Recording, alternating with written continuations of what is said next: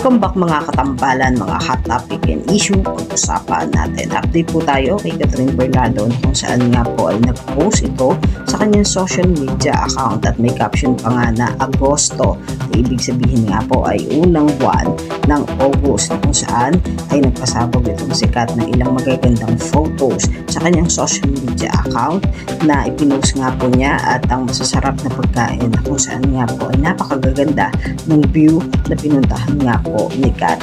Talagang makikita yung mga view na sinaunang bahay na kung saan nga po ay dalagang Pilipina ang peg nitong si Catherine at nagpakita rin itong si Kat ng masasarap na pagkain. Talaga namang nakakatakam na ipinost nga po nitong si Catherine. Samantalang isa pa nga po sa naging post ni Kat ay ang may caption po na a gentle reminder, swipe through Justin Benitez, na kung saan naman po ay nakaupo itong si Kat at pinakita na magkasama sila ni Justin Benitez na kung saan nga po may mga happy moments together with Justin at talaga namang enjoy itong si Kat.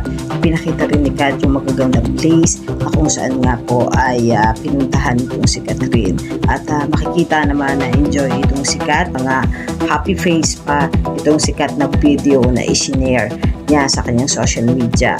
Makikita nga itong sikat na sobrang busy matapos nga po ang ilang araw din niyang photoshoot endorsement. Talaga namang napaka-bless itong sikat dahil sa sunod-sunod na kanyang mga endorsement. Yan po yung mga update natin ngayon kay Catherine. Kayo mga katambalan, ano ang masasabi niyo? Comment lang sa comment section. Usapan natin yan ang mga hot topic and issue dito lamang sa Tambalang JP.